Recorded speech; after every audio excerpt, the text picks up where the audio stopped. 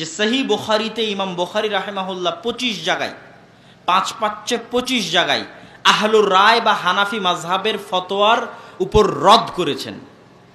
কি বলে রদ করেছেন? ক্বালা বাযুন নাস বলে ইমাম বুখারী নিজে তার সহি বুখারীর মধ্যে 25 জায়গায় আহলুর রায় বা হানাফি মাযহাবের ফতোয়ার উপরে কঠিন রদ করেছেন। তো ছাত্ররা যখন বুখারী পড়বে, তো বুখারীর বিষয়ে তো সবার একটা উঁচু ধারণা। তো বুখারী পড়তে গিয়ে যদি দেখে যে ইমাম বুখারী আহলুর রায় বা হানাফি মাযহাবের বিরুদ্ধে লিখতেছে, তখন ছাত্রদের মনে খটকা তৈরি হবে। এই জন্য আহমদ আলী সাহারানপুরি, মাজাহিরুল উলুম সাহারানপুর, যেখানকারই মুহাদ্দিস মাওলানা জাকারিয়া, ফাজাইলে আমলের লেখক মাওলানা জাকারিয়া কান্ধলেবি, সেখানকারই আরেকজন বড় মুহাদ্দিস তার আগের আহমদ আলী সাহারানপুরি রাহিমাহুল্লাহ, তিনি তখন একটা বই লিখলেন দাফউল ওয়াসওয়াস। এই বইয়ে ইমাম বুখারী যে 25 জায়গায় হানাফি মাযহাবের উপর রদ করেছেন, ওই 25 জায়গায় তিনি ইমাম বুখারীর পাল্টা উত্তর দিলেন এবং ইমাম বুখারীর উপর অ্যাটাক করলেন। ওই দাফউল ওয়াসওয়াস পুস্তিকাটা ভারত থেকে ছাপা যে কোনো বুখারীর শুরুতে পাওয়া যাবে। যেন ভারত থেকে ছাপা বুখারীতে তারা ইচ্ছা করে ওটা যুক্ত করে দেয়, যেন হাটহাজারি হোক, দারুল উলুম দেওবন্দ হোক, যে কোনো মাদ্রাসার ছাত্ররা পড়তে গিয়ে বুখারী পড়তে গিয়ে যদি বিভ্রান্ত হয়, তাহলে শুরুতে গিয়ে যেন দাফুল ওয়াসওয়াস পড়ে তার ওই বিভ্রান্তিটা দূর হয়।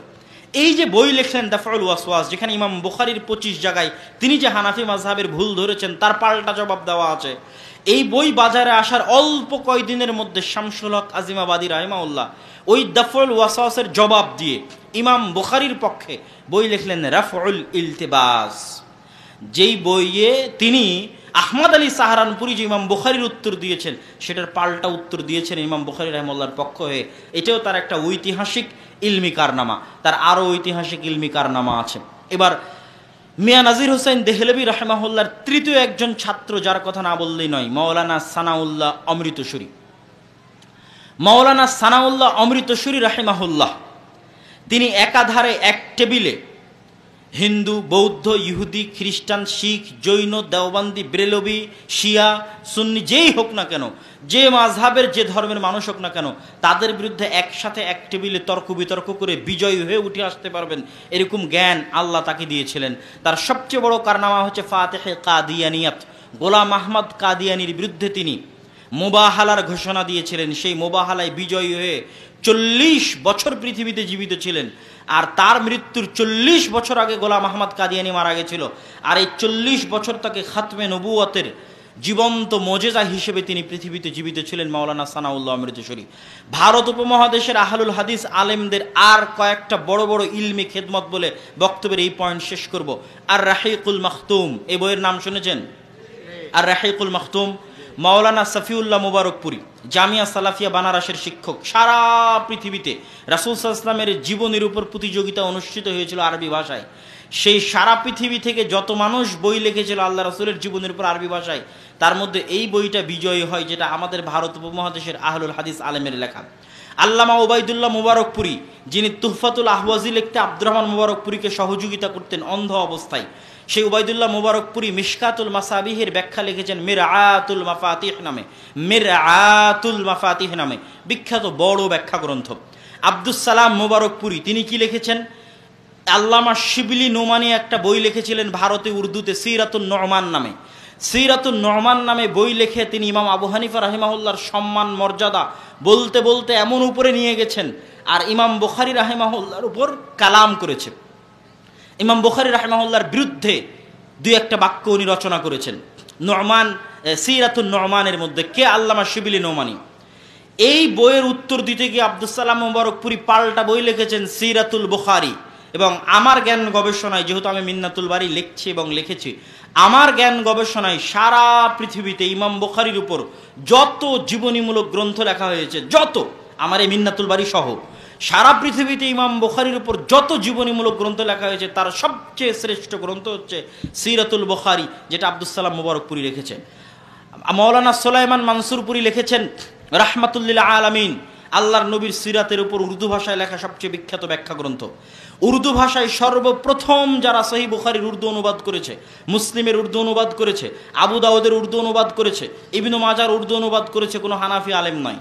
ওয়াহিদুজ্জামান কেরানবি, ওয়াহিদুজ্জামান হায়দারাবাদী আহলুল হাদিস আলেম, তিনি সর্বপ্রথম কুতুবে সিত্তার উর্দু অনুবাদ করেছেন গোটা ভারত উপমহাদেশ, ভারত, বাংলাদেশ, পাকিস্তানে। তাফসির ইবনে কাসিরের যারা সর্বপ্রথম উর্দু অনুবাদ করেছে তিনি কোনো হানাফি আলেম নয়। আল্লামা জুনাগড়ি রাহিমাহুল্লাহ তিনি সর্বপ্রথম তাফসির ইবনে কাসিরের উর্দু অনুবাদ করেছেন। ইলামুল মুওয়াক্কিঈনের উর্দু অনুবাদ করেছে, যেটা ইবনুল কাইয়িমের লেখা বই। এবং এই ইলামুল মুওয়াক্কিঈনের উর্দু অনুবাদ এবং তাফসির ইবনে কাসিরের উর্দু অনুবাদের ভূমিকা লিখে দিয়েছেন কংগ্রেসের বিশাল নেতা, ভারতের শিক্ষামন্ত্রী ছিলেন স্বাধীন ভারতের, মাওলানা আবুল কালাম আজাদ। অনেকেই জানে না মাওলানা আবুল কালাম আজাদ আহলুল হাদিস ছিলেন, অনেকেই জানে না। কংগ্রেসের অনেক বড় নেতা, জওহরলাল নেহরুর পরে কংগ্রেসের সবচেয়ে বড় নেতা মাওলানা আবুল কালাম আজাদ আল্লামা জুনাগড়ির এই দুইটা বইয়ের ভূমিকা লিখে দিয়েছিলেন, তাফসির ইবনে কাসিরের উর্দু অনুবাদ এবং ইবনুল কাইয়িমের লেখা ইলামুল মুওয়াক্কিঈনের উর্দু অনুবাদ। শুধু তাই নয়, ভারত উপমহাদেশে যারা সর্বপ্রথম বাহির থেকে সহিহ বুখারী এবং সহিহ বুখারীর ব্যাখ্যা গ্রন্থ ফাতহুল বারী, বুলুগুল মারাম, এগুলো বাহির থেকে নিয়ে এসে সারা ভারতে ফ্রি বিতরণ করেছে, তিনি অন্য কেউ নন, তিনি হচ্ছেন নওয়াব সিদ্দিক হাসান খান আল ভূপালী। শাহুল্লাহ মুহাদ্দিস দেহলভির সময়ের মানুষ। আজ থেকে 250-300 বছর আগে এই দেশের মাটিতে ফাতহুল বারী নিয়ে এসে ফ্রি ছাপিয়ে প্রত্যেক আলেমের কাছে পাঠানো, বুলুগুল মারাম ছাপিয়ে ফ্রি প্রত্যেক আলেমের কাছে পাঠানো, মিশকাত ছাপিয়ে ফ্রি প্রত্যেক আলেমের কাছে পাঠানো। আল্লাহ নওয়াব সিদ্দিক হাসান খান ভূপালীকে অঢেল সম্পদ এবং অঢেল মেধা দিয়েছিলেন। তার 300-র উপরে বই আছে শুধু আরবি ভাষায় লেখা। নওয়াব সিদ্দিক হাসান খান ভূপালীর শুধু আরবি ভাষাতে 300-র উপরে বই আছে। এবং নওয়াব সিদ্দিক হাসান খান ভূপালীর লেখা একটা আকিদার বই আছে, কাতফুস সামার ফি আকিদাতে আহলিল আসার। আরও অনেক বই আছে, তার মধ্যে একটা বইয়ের নাম বললাম, আল হিত্তাহ, যেটা তিনি কুতুবে সিত্তার ব্যাখ্যা লিখেছেন। সহিহ বুখারীর ব্যাখ্যা লিখেছেন আউনুল বারী, মুসলিমের ব্যাখ্যা লিখেছেন প্রায় 300-র অধিক আরবি ভাষায়। গোটা ভারত উপমহাদেশে সবচেয়ে বেশি আরবি ভাষায় যদি কারো বই থাকে তাহলে সেটা নওয়াব সিদ্দিক হাসান খান ভূপালী। এবং তিনি মানুষকে হাদিস মুখস্থ করার জন্য পুরস্কার দিতেন। আজকে আমরা মানুষকে হাদিস মুখস্থের প্রতি পুরস্কার দিচ্ছি, তিনি তৎকালীন সময় পুরস্কার চালু করেছিলেন যে বুলুগুল মারাম মুখস্থ করবে তার এত পুরস্কার, যে মিশকাত মুখস্থ করবে তার এত পুরস্কার, যে সহিহ বুখারী মুখস্থ করবে তার এত পুরস্কার। এই গোটা ভারত উপমহাদেশে হাদিসের জ্ঞান বিতরণে এবং হাদিসের জ্ঞান চর্চায় আহলুল হাদিস আলেমদের অবদান সীমাহীন, অপরিসীম এবং অনস্বীকার্য, যা আমি এক বাক্যে 2-1 মিনিটে বলতে শেষ করতে আপনাদের সামনে শেষ করা সম্ভব নয়।